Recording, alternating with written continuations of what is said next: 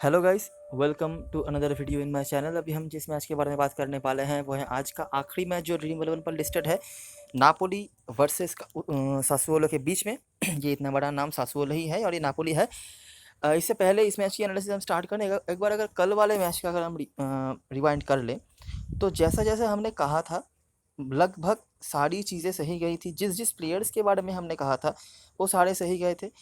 Majority of the जनता जो आई थी वो ज़्लाटान इब्राहिमोविच को रख के आई थी एज ए कैप्टन या वाइस कैप्टन, लेकिन वो हमारे टीम में ही नहीं थे जो टीम मैंने शेयर करी थी। और मैंने कई बार कहा था कि रेबिच मेरे लिए बेटर ऑप्शन है देन इब्राहिमोविच।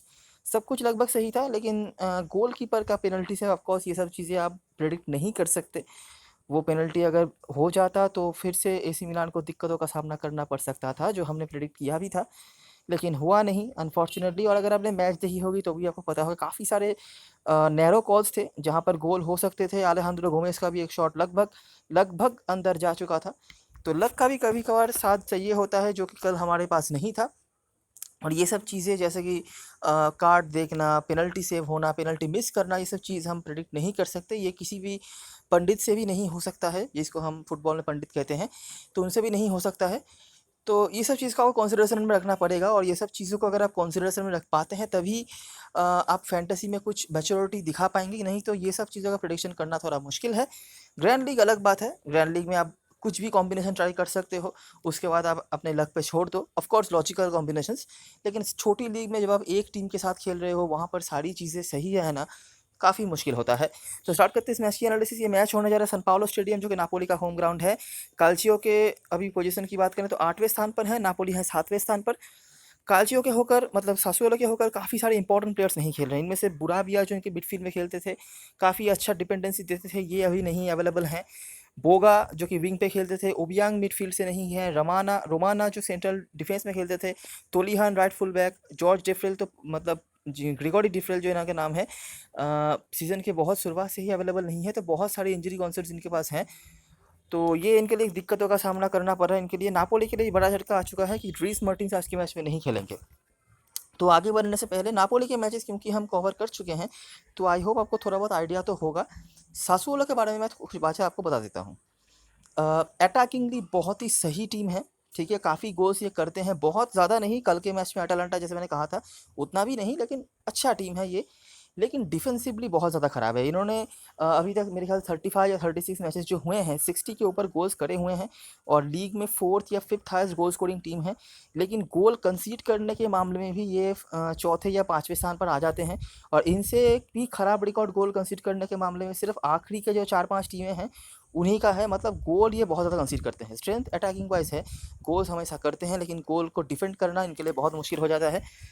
यही चीज़ आपको देखने को मिलेगा। स्टाइल ऑफ प्ले की अगर हम बात करें तो सासुओलो पूरी तरीके से विंग डिपेंडेंट फुटबॉल खेलते हैं, लेकिन इनके सेंट्रली भी कुछ ऐसे प्लेयर्स हैं जो कि काफ़ी इंपॉर्टेंट रोल प्ले करते हैं। स्पेशली सेंट्रल अटैकिंग मिडफील्डर दुलिचिच हैं, इनके पास काफ़ी अच्छी एबिलिटी है, काफ़ी गोल्स वगैरह उन्होंने इस सीज़न में करे भी हैं और बनाए भी हैं।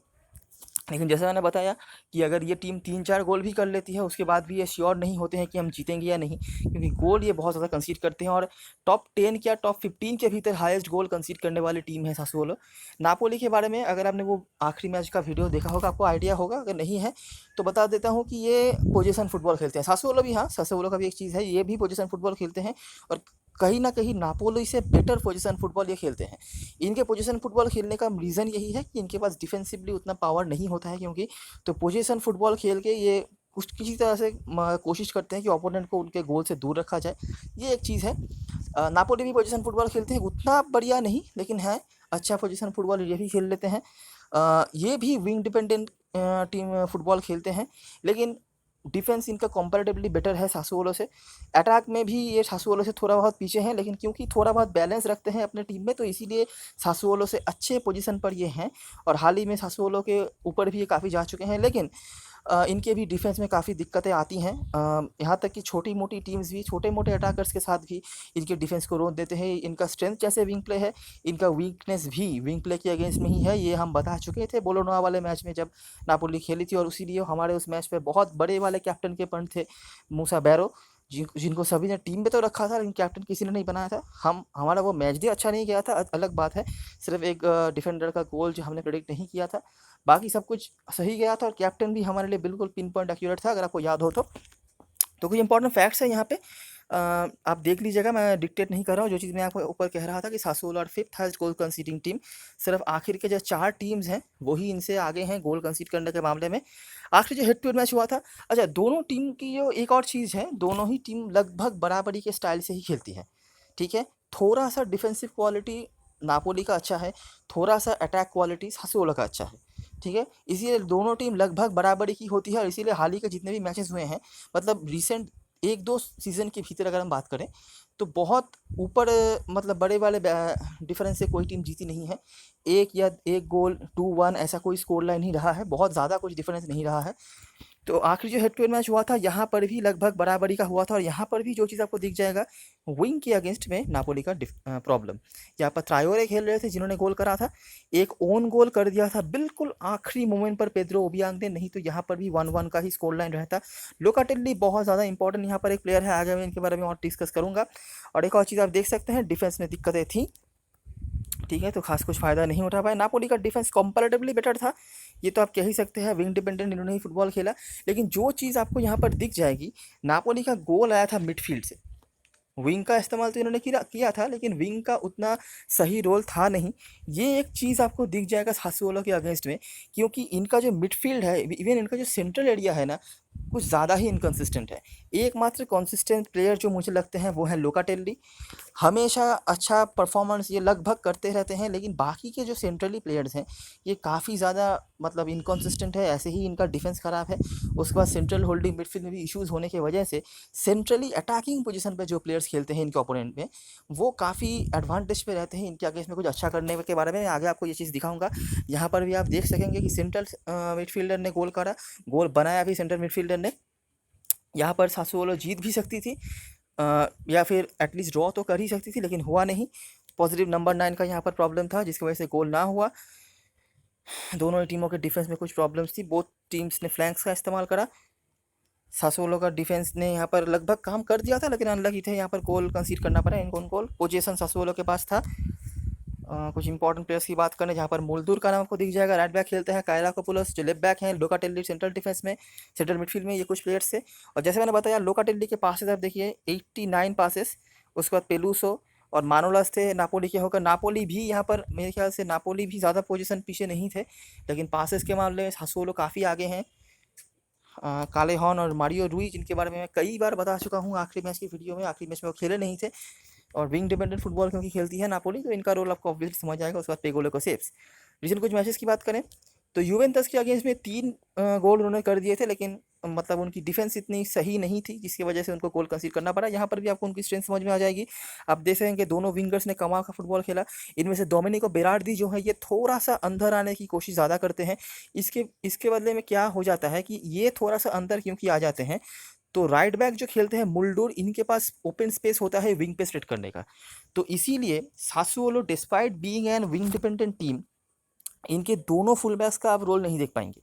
इनका जो लेफ्ट फुल बैक खेलते हैं यहाँ पर कायराकोपुलोस, इनका डिफेंसिव ड्यूटी ज़्यादा होता है देन अटैकिंग ड्यूटीज़, क्योंकि लेफ्ट साइड में यहाँ पर जो भी खेलते हैं, चाहे वो बोगा खेले, हर्सेलिन खेले, जो भी खेले, वो अच्छा विंग पे स्प्रेड करते हैं, ज़्यादा अंदर आते नहीं हैं। तो इसलिए लेफ्ट बैक का ज़रूरत उतना ज़्यादा बढ़ता नहीं है। लेकिन राइट साइड में खेलते हैं डोमिनिको बेरार्डी, और वो काफ़ी ज़्यादा सेंट्रली आ जाते हैं। जिस मैच में डोमिनिको बेरार्डी नहीं खेलेंगे, वहाँ पर आपको दिख जाएगा कि जो पॉजिटिव विंगर खेल रहा है वही विंग को स्प्रेड कर रहा है, और उसकी वजह से मोल्डर का यूज़ नहीं हो रहा है। लेकिन जहाँ पर डोमिनिको बेरार्डी आ गए, वो आ जाते हैं सेंट्रली, इसीलिए मोल्दुर के पास स्पेस हो जाता है कि वो भी ऊपर आए, ओवरलैप वगैरह करे। ये चीज़ मैं आपको आगे दिखाऊंगा। तो यहाँ पर 3 गोल आए थे, और 3 में से आप देख सकते हैं, दूरी के बारे में मैंने आपको बताया। सेंट्रली सेंट्रल मिडफील्ड में या फिर सेंट्रल अटैकिंग रोल में काफ़ी इंपॉर्टेंट रोल प्ले करते हैं ये। उसके बाद डोमिनिको बेरार्डी और कपूटो का गोल, जो कि इनके मेन स्ट्राइकर हैं, और कमाल के फॉर्म पे चल रहे हैं कपूटो, और अनडाउटेडली इस सीज़न के बाद बड़ी बड़ी टीमों के नज़र रहेंगी इनके ऊपर। जुवेंटस ने जो काम करा, आप देखिए इनके पास कितने बड़े बड़े नाम थे, रोनाल्डो, बेर्नार्डेची जैसे नाम थे, लेकिन उनका गोल जो आया, तीनों के तीनों गोल ही आए सेंट्रल मिडफील्ड से, ठीक है। जहाँ पर पियानिच ने 2 असिस्ट प्रोवाइड करे, और बेंटानकूर का असिस्ट था, सेट पीस से गोल किया था। और विंग प्ले, जैसा मैंने कहा कि विंग प्ले के अगेंस्ट इनका प्रॉब्लम होता है, तो ओवरलैप्स कर रहे थे। हालांकि इनमें से एक गोल सेट पीस से भी हुआ था। तो आप देख सकते हैं सेट पीस के अगेंस्ट में प्रॉब्लम। सासुओलो ने यहाँ पर भी पोजीशन रखा था जुवेंटस के अगेंस्ट में। जुवेंटस काफ़ी बड़ी टीम है, आपको पता ही होगा।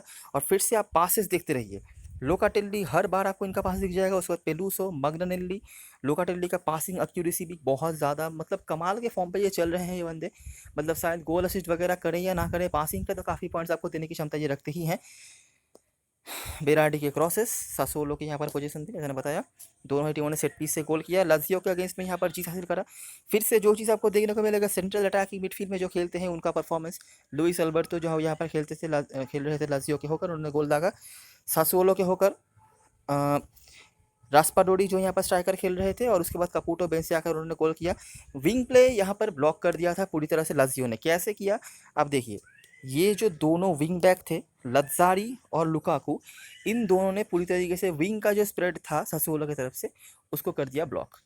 ठीक है, लेकिन चलिए कोई बात नहीं, विंग नहीं तो उनके सेंट्रल अटैकर्स ने यहाँ पर गोल कर दिया, लेकिन विंग को ब्लॉक यहाँ पर करा जा सकता है। और वो कैसे, वो ऐसे, ठीक है, कि अगर आपके पास अच्छे विंग बैक्स हो तो इस तरह से आप सासुओलो के विंग को भी ब्लॉक कर सकते हो। फिर से सेंट्रल मिडफील्ड में लोकाटेल्ली का कमाल का परफॉर्मेंस दिख जाएगा। और मतलब कुछ अनएक्सपेक्टेडली या फिर जो रेगुलरली नहीं होता है, रेगुलरली एक सेंट्रल डिफेंस में भी इनका अच्छा परफॉर्मेंस आपको दिख जाएगा, जहाँ से फेरारी ने असिस्ट प्रोवाइड करा था। फेरारी भी एक कमाल के पासर हैं इस टीम में। तो फिर से आपको दिख जाएगा सासुओलो का पोजीशन था, सेट पीस से गोल हुआ। फेरारी पासिंग के मामले में आपको दिख जाएंगे। उसके बाद लोकाटेल्ली तो हमेशा रहते ही हैं, और साथ में मार्लोन बुडाबिया के नाम भी दिख जाएंगे। फेरारी डिफेंस में सासुओलो के सबसे बढ़िया पासर हैं, मतलब कॉन्सिस्टेंटली कुछ पॉइंट्स से आपको देते ही रहेंगे, अगर गोल असिस्ट वगैरह ना भी करे तो भी। और आखिरी मैच मिलान के अगेंस्ट में उनको हारना पड़ा था। क्या हुआ था, फिर से जो चीज़ आपको दिख जाएगा कि विंग को यहाँ पर कर दिया था ब्लॉक। ठीक है, इनके पास जो सही फुल बैक्स थे, इन्होंने उनका इस्तेमाल करा और विंग को कर दिया ब्लॉक। विंग ब्लॉक होने से क्या हो गया कि बेराडी और यहाँ पर हारसलिन जो खेल रहे थे, बोगा नहीं खेल रहे थे, बोगा का कोई इंजरी कॉन्सर्न होगा इसलिए, तो वो ब्लॉक हो गया। अब इनके ब्लॉक होने से इनका जो अटैकिंग पॉइंट ऑफ व्यू में जो क्रिएटिविटी वगैरह है वो बंद हो गया। लुकाटेल्ली का यहाँ पर भी अच्छा परफॉर्मेंस था, लेकिन फिर भी कुछ खास फायदा हुआ नहीं, क्योंकि वन प्लेयर ऑलरेडी डाउन था। एक गोल कापुटो ने पेनल्टी से वापस करा था। तो आप देख सकेंगे बहुत दोनों टीमों के डिफेंस में प्रॉब्लम्स थे, और एसी मिलान का तो डिफेंस ख़राब है ही, ये मैंने कल भी बताया हुआ है। लेकिन मिडफील्ड में कंट्रोल कर लिया था मिलान ने, क्योंकि एक प्लेयर डाउन थे सासुओलो के, तो यहाँ पर काम नहीं हो पाया। मिलान यहाँ सेंट्रली इफेक्ट करा। वन प्लेयर डाउन होने की वजह से सासुओलो यहाँ पर पोजीशन वाइज भी डोमिनेट नहीं कर पाई, लेकिन फिर भी लोकाटेल्ली के पास से तो आपको दिख जाएंगे कॉन्सेगली के सेव्स। तो ये है सासुओलो डिफेंस काफ़ी ज़्यादा इनकॉन्सिस्टेंट है। मुझे इनके सेंट्रल ऑफ डिफेंस या फिर सेंट्रली अगर मैं बताऊँ, ज़्यादा एक्सपेक्टेशंस नहीं है। तो इनके अगेंस्ट में कोशिश हमेशा यही करनी होती है, central attacking midfielder, central striker तो ऑब्वियसली हैं ही, और सेंट्रल मिडफील्ड में भी कोई अगर थोड़ा एग्रेसिव रोल पे खेलता हो तो ऐसे प्लेयर्स को ज़रूर टारगेट करने का। विंग प्ले ये करते हैं, लेकिन इनकी विंग को ब्लॉक भी किया जा सकता है अगर कोई मतलब डिफेंसिव स्ट्रेंथ के साथ आए और उनके विंग को टारगेट करे तो। हालांकि आज के मैच में मुझे इतना एक्सपेक्टेशन तो नहीं है नापोली के डिफेंस से, लेकिन ऐसा हो भी सकता है कि सासुओलो के विंग को ब्लॉक करा जाए। बाकी ये विंग डिपेंडेंट फुटबॉल खेलते हैं, अटैकिंगली काफ़ी अच्छी टीम है। मैं बहुत बढ़िया नहीं कहूँगा, लेकिन अच्छी टीम है, लेकिन डिफेंस बहुत ज़्यादा ख़राब है। कुछ हद तक इनके जो राइट बैक हैं मोल्डूर, ये थोड़ा ओवरलैप वगैरह करते हैं, उसका रीज़न भी मैंने आपको समझाया है। बाकी बहुत ज़्यादा कुछ इधर उधर होने की ज़रूरत नहीं होती है। इनके मिडफील्ड में वन मैन आर्मी की तरह लोकाटेल्ली परफॉर्मेंस करते हैं, और मेरे ख्याल से इनको आप गलती से मिस ना करें तो बेहतर। पासिंग के तो पॉइंट्स आपको दे ही देते हैं, टैकलिंग भी अच्छी खासी कर लेते हैं, और इसके सिवाय भी गोल के आसपास भी ये काफ़ी जल्दी आ जाते हैं। सेट पीस में भी लेते हैं कभी कभार लॉन्ग रेंजर जो सेट पीस हैं, तो ऐसी पोटेंशियल भी काफ़ी अच्छा है। तो ये एक सेफेस्ट प्लेयर है सासुओलो की तरफ से, जो कि मुझे नहीं लगता कि आज के मैच में आपको मिस करना चाहिए। आगे भी हम बात करते हैं नापोली की तरफ से। ये सब चीज़ें मैं पहले बता चुका हूँ कि विंग के अगेंस्ट इनको प्रॉब्लम होता है। आप देख सकते हैं अटालांटा ने यहाँ पर विंग का इस्तेमाल किया, और नापोली एक ऐसी टीम है, ये डिस्ट्रक्टिव फुटबॉल नहीं खेलते हैं, ये पहले गेम को तैयार करते हैं। आपने आखिरी मैच में भी देखा होगा बोलोनोवा के अगेंस्ट में, जो कि मतलब अच्छी टीमें जो हैं उनके अगेंस्ट में बंचेस में गोल करके गई है, नापोली उनके अगेंस्ट में एक से ज़्यादा गोल कर ही नहीं पाई। वो अलग बात है, चांसेस बने थे लेकिन गोल नहीं हुआ, लेकिन गोल कर नहीं पाई at the end of the day. वो कोशिश यही करते हैं कि 20-25-30 मिनट तक मैच को बनाया जाए, 25 मिनट तक ही आप समझ लीजिए मैच को बनाया जाए, उसके बाद धीरे धीरे अटैक पे जाएंगे, विन स्प्रेड करेंगे, ऐसा करेंगे। लेकिन अगर कोई टीम आके उसी मोमेंट पर, मतलब जहाँ पर वो गेम बना रहे हैं वहाँ पर ही अगर कोई टीम उनको हिट कर देती है तो उनके लिए दिक्कतें खड़ी हो जाती हैं। ये चीज़ हमने आखिरी मैच में भी देखा है बोलोनोवा के अगेंस्ट में, जहाँ पर वो सेट ही नहीं हो पा रहे थे मिडफील्ड से। ठीक है, हालांकि एक गोल सेट पीस से हुआ था, सेट पीस इनके लिए काफ़ी अच्छी स्ट्रेंथ होती है। यहाँ पर आप देखेंगे नापोली के पास पोजीशन था, विंग के ऊपर डिपेंड करके यहाँ पर पूरी तरह से झंझोर दिया था अटालांटा ने। आप देख सकेंगे जहाँ पर गोजेंस का गोल था और पसालिश का गोल यहाँ पर बना था। पोजीशन था तो कुलिबाली के सबसे ज़्यादा पासेस, उसके बाद मारियो रुई, जिनके बारे में मैं कई बार कह चुका हूँ पहले भी, अभी भी कह रहा हूँ, फाबियन रुइस। इसके बाद रोमा के अगेंस्ट में यहाँ पर जीत हासिल करा था। फिर से आप देख सकेंगे विंग का इस्तेमाल, जहाँ पर इंसिनिया का गोल था, कालेहन का गोल था, दोनों विंगर्स। मारियो रुई जो कि लेफ्ट फुल बैक खेल रहे थे, इनका असिस्ट था। इनको गलती से मिस मत कर लेना, बार बार मैं कह रहा हूँ नापोली की तरफ से। रोमा ने गोल जो वापस किया था वो भी विंगर का ही था गोल, सेट पीस से गोल आया था। जैसे पोजीशन आया तो कुलिबाली के फिर से पासेस, उसके बाद मारियो रुई, जिएलिंस्की, फाबियन रुइस। जिएलिंस्की और फाबियन रुइस तो कंसिस्टेंट परफॉर्मर होते ही हैं। और जैसा हमने पहले बताया कि सासुओलो के अगेंस्ट में ये जोन काफ़ी इंपॉर्टेंट हो जाता है क्योंकि सेंट्रली काफ़ी वीकनेस है उनके। तो इन दोनों में से एक को ज़रूर रखना। आखिरी हेड टू हेड में भी आपने देखा था जिएलिंस्की का असिस्ट था मारियो रुई के साथ क्रॉसेस। आखिरी मैच एसी मिलान के अगेंस्ट में, यहाँ पर भी वो हार सकते थे, लेकिन एसी मिलान के पास कोई पॉजिटिव विंगर नहीं था इस मैच पर, जिसकी वजह से वो मतलब उस तरह से एक्सपोज नहीं कर पाए। फिर से आपको विंग का रोल दिख जाएगा। डी लॉरेंजो ने यहाँ पर गोल मारा था, एक गोल किया था ड्रिस मर्टिन्स ने। एसी मिलान की तरफ से एक गोल पेनल्टी से आया था और एक गोल उनके जो लेफ्ट फुल बैक हैं। तो आप देख सकते हैं कि मतलब विंगर ना से ही फुल बैक नहीं यहाँ पर काफ़ी दिक्कतों में डाला था, जहाँ पर थियो हर्नांडेस ने गोल करा हुआ था। और यही कुछ चीज़ें हैं। पोजीशन यहाँ पर भी था जहाँ पर फाबियन रुइस, मैक्सिमोविच के पासेस आपको दिख जाएंगे। तो नापोली का यही है, विंग डिपेंडेंट फुटबॉल ये खेलते हैं, थोड़ा बहुत सेट होने की कोशिश करते हैं, डिस्ट्रक्टिव फुटबॉल नहीं कहूँगा मैं, मतलब सासुओलो की तरह। इसीलिए वो गोल और करते जो हैं और वो गोल खाते जो हैं वो लगभग अच्छा बैलेंस बना रहता है। सासुओलो जैसे मतलब गोल करते ही बहुत ज़्यादा है, गोल खाते ही बहुत ज़्यादा है, ऐसा नहीं। थोड़ा सा बैलेंस रख के खेलने की कोशिश करते हैं। ऐसी टीम है जो अगर एक दो गोल भी करे तो उसको डिफेंड करने की क्षमता रखते हैं। लेकिन प्रॉब्लम इनके पास ये है कि इनका जो नंबर 9 है, इनका मतलब उतना सही फॉर्म नहीं चल रहा है रिसेंट में। ठीक है, हालाँकि अब आज के मैच की बात नहीं हो रही है, आज के मैच तो एक वीक डिफेंड करने वाली टीम के अगेंस्ट में है, लेकिन फिर भी इनका नंबर 9 का फॉर्म उतना अच्छा नहीं चल रहा है। विंग डिपेंडेंट फुटबॉल ये खेलते हैं, पोजीशन रखना पसंद करते हैं। बहुत बड़े-बड़े पासर्स सासुओलो के कंपैरिजन में तो नहीं है, लेकिन अच्छे खासे पासर्स हैं। और इनका फुल बैक्स जो होते हैं, स्पेशली मारियो रुई, बहुत ज़्यादा कंट्रीब्यूशन करते हैं। सेंट्रल मिडफील्ड काफ़ी अच्छी है, स्पेशली जो क्रिएटिव मिडफील्ड की अगर हम बात करें, जहाँ पर फाबियन रुइस और जिएलिंस्की ऑपरेट करते हैं। ये पासेस भी निकालते हैं, गोल के आसपास भी आ जाते हैं, असिस्ट पोटेंशियल भी स्पेशली जिएलिंस्की का बहुत ज़्यादा है। सेंट्रल डिफेंसिव मिडफील्ड में इनके भी इशूज़ हैं। डेम जो इनके लिए खेलते हैं सेंट्रल डिफेंसिव मिडफील्ड में, इनके काफ़ी ज़्यादा इशूज़ हैं। ये मतलब एज ए फैंटेसी प्लेयर वो आपके लिए काफ़ी इंपॉर्टेंट होंगे क्योंकि पासिंग के काफ़ी सारे पॉइंट जीतते हैं कॉन्सिस्टेंटली, लेकिन मैच में इनका रोल काफ़ी ख़राब होता है। फॉर्म काफ़ी ख़राब चल रहा है इनका और इसीलिए इनके अगेंस्ट में भी सेंट्रली प्लेयर्स का काफ़ी रोल होता है। तो ये सब कुछ देखने के बाद, दोनों टीमों के ठीक से एनालिसिस करने के बाद हमें ये तो समझ आ रहा है कि आज के मैच में भी हमें गोल्स एक्सपेक्टेड हैं, दोनों ही टीमों से गोल्स होने चाहिए। अभी क्योंकि मतलब सासुओलो जो है पूरी तरह से डिस्ट्रक्टिव फुटबॉल खेल रही है, नापोली का रीसेंट फॉर्म भी उतना सही नहीं चल रहा है, तो आज के मैच में मुझे दोनों ही टीमों से गोलों की उम्मीद है। अभी प्रॉब्लम क्या है कि सासुओलो के काफ़ी सारे प्लेयर्स नहीं खेल रहे हैं, तो हो सकता है कि वो उतना ज़्यादा अटैक पे जाए ना। ठीक है, ऑफ कोर्स अगर नापोली पहले 10-15 मिनट के अंदर एक गोल कर देती है तो शायद ना सासुओलो को मतलब मजबूरन जाना भी पड़े, लेकिन फिर भी मुझे लगता है क्योंकि सासुओलो के काफ़ी सारे इंपॉर्टेंट प्लेयर्स नहीं खेल रहे, तो वो थोड़ा सा संभल के खेलेंगे। लेकिन फिर भी eight the end of the match मुझे दोनों टीमों से ही गोल्स की उम्मीद है और मेरा प्रेडिक्शन इस मैच में 2-2 तरह का स्कोर लाइन है, क्योंकि दोनों ही टीमों का स्टाइल ऑफ प्ले, स्ट्रेंथ और वीकनेस लगभग सेम है। और क्योंकि अगर ये नापोली की जगह कोई और डिस्ट्रक्टिव फुटबॉल खेलने वाली टीम जैसे कि अटालांटा वगैरह होती, तो मैं कहता कि और भी ज़्यादा गोल हो सकते हैं, क्योंकि नापोली क्योंकि संभल के खेलते हैं, पोजीशन रखते हैं, गेम को बनाते हैं, तो इसीलिए मुझे उनसे 2 से ज़्यादा गोल्स की उम्मीद नहीं है। और वैसे भी सासुओलो तो डिस्ट्रक्टिव फुटबॉल खेलती है, तो उनसे भी मुझे 2 गोल्स की ही उम्मीद है। तो मेरा प्रेडिक्शन 2-2 का ही है। अगर आप मुझसे पूछेंगे कि जीत कौन सकता है, तो मैं थोड़ा-सा नापोली को आगे रखना चाहूँगा, क्योंकि उनका डिफेंस कंपैरेटिवली बेटर है और ये एक ऐसी टीम है कि जो 1-2 गोल करके उसको डिफेंड करने की क्षमता रखते हैं। और उससे ही बड़ी बात, सासुओलो के काफ़ी सारे प्लेयर्स नहीं खेल रहे हैं, जो कि बार-बार मैं आपको याद दिलाना चाहता हूँ, इंक्लूडिंग इनके एक बहुत ही इंपॉर्टेंट विंगर। और आज के मैच में विंगर्स का कितना अच्छा रोल होने वाला है, ये तो आपको समझ में आ ही गया होगा। सेट पीस टेकर्स की बात करें तो सासुओलो के होकर कपूटो पेनल्टी लेते हैं और यही शायद लेंगे, अनलेस कि वो पहला मतलब कुछ मिस वगैरह ना कर दे तो। उसके बाद बेराडी, फ्री किक में बेराडी, लोकाटेल्ली, दुरिच का नाम आपको दिख जाएगा। नापोली के होकर इंसिनी, ड्रीस मर्टिन्स और मिलिक, और यहाँ से मर्टिन्स, इंसिनी और पोलिटानो। मर्टिन्स आज के मैच में नहीं खेलेंगे, याद रखना। स्टैट्स की बात करें, सासुओलो के होकर बड़े बड़े गोल स्कोरर्स आपको देखने को मिल जाएंगे। कपूटो 19 गोल्स, बेराडी, उसके बाद बोगा आज के मैच में नहीं खेलेंगे। और आप देख सकते हैं दोनों ही विंगर्स का गोल, सेंटर स्ट्राइकर का गोल। नापोली की तरफ से मिलिक हाईएस्ट गोल स्कोरर हैं, 11 गोल।